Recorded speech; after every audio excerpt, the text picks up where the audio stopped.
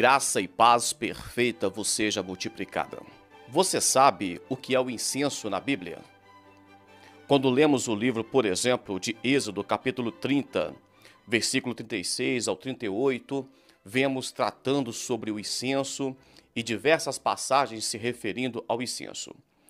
O incenso é uma substância de aroma adocicado. Sabe quando você sente um cheiro de algum perfume que tem cheiro de tabaco ou cheiro de pimenta, apimentado? Cada perfume tem uma essência e, no caso do incenso, ele tem um cheiro adocicado, um cheiro que lembra um cheiro doce.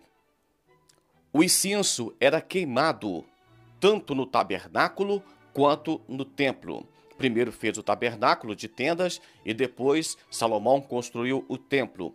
Foi utilizada tanto no tabernáculo quanto no templo. O incenso simboliza oração e adoração. Vemos isso em Salmo 141, versículo 2, quando o salmista diz: "E suba as minhas orações como incenso, agradável às suas narinas." Também em Apocalipse capítulo 5, versículo 8, e Apocalipse 8, versículo 3, vai tratar também de que o incenso é as orações dos santos.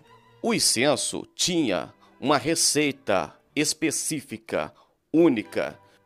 Não sei a receita, a quantidade de cada item, mas sei que era o estorarque, que era um ambar, uma planta que tirava tipo uma goma leitosa, o gálbano, que também se extraía a sua goma, e a ônica, era uma espécie de concha fabricada por um molusco marinho. Então, tinha duas plantas e por uma concha de um molusco marinho.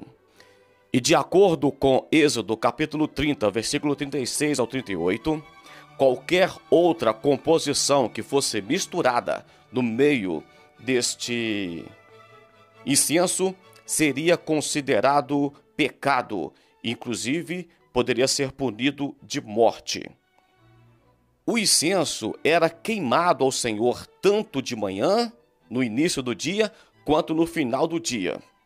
O altar do incenso ficava em frente ao véu, que protegia a arca, e os únicos que tinham autorização para manusear o incenso eram os sacerdotes. Vemos, por exemplo, em 2 Crônicas, capítulo 26, do versículo 16 ao 21, o rei Uzias foi acometido por lepra, por tentar ou por se atrever a queimar incenso no templo. Deus não permitiu. E os profetas do Antigo Testamento advertiram diversas vezes, por exemplo, em 2 Reis 22, 17, queimar incenso a deuses pagãos. Foi também denunciado pelo profeta Jeremias como idolatria, em Jeremias capítulo 11, versículo 12 ao 17, e em Jeremias capítulo 48, versículo 35, Deus estava, através do profeta, advertindo contra o pecado de idolatria. E sabemos que no início da igreja, e foi abolido quando a igreja começou a partir do Novo Testamento, não se queima mais incenso, porque acredita-se que não precisa mais, agora que o véu do templo já foi rasgado e que nós todos fomos feitos sacerdotes, então não precisamos mais do incenso como símbolo. A palavra de Deus nos diz que as coisas passadas eram sombras daquilo que haveria de vir. Então, se no passado o incenso era sombra de oração e de adoração, hoje vivemos um tempo em que os verdadeiros adoradores adoram em espírito e em verdade e não precisamos mais do incenso. Então aprendemos que o incenso é uma mistura aromática, adocicada, que sobe à presença de Deus e que precisa de uma receita especial e que não pode ser adulterada. Qualquer tipo de oração que não suba suave às narinas de Deus, qualquer tipo de oração que tem um complemento, que mistura algo no meio, isso pode ser uma mistura no meio do incenso. Por exemplo, eu não preciso de fazer uma oração condicionada a um envelope de voto, por exemplo.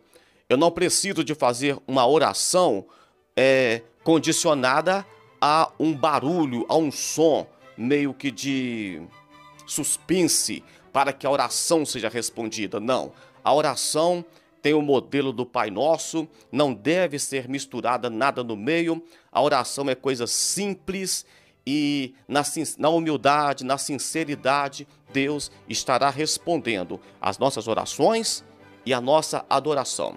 Outro detalhe aqui, pessoal, é o seguinte: passava-se primeiro para chegar no altar do incenso, passava-se pelo altar do sacrifício que ficava no pátio, passava-se pela pia de cobre para purificação, só depois disso era permitido adentrar no lugar santo. Lá dentro tinha a mesa com os pães e o menorá. Andava-se adiante, chegava de frente ao altar do incenso, que estava na frente da cortina, tampando a arca. Então entendemos que para se colocar, se oferecer, queimar incenso agradável às narinas de Deus, precisa primeiro de passar pelo sacrifício da cruz do Calvário, precisa-se de se purificar na pia, no batismo, na purificação, ter uma vida limpa com Deus. Entra-se agora no lugar santo, participa da mesa dos pães e tem agora também a luz do menorá.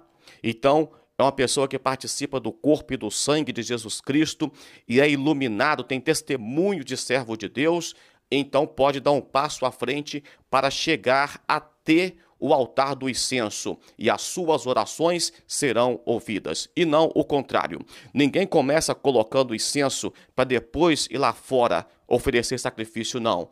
Passa primeiro pelo sacrifício. Primeiro você aceita o sacrifício de Cristo, depois você se purifica na água, no batismo do arrependimento de pecados, você participa do corpo e do sangue de Jesus Cristo, você é iluminado porque a luz do menorá, ela revela quem de fato nós somos.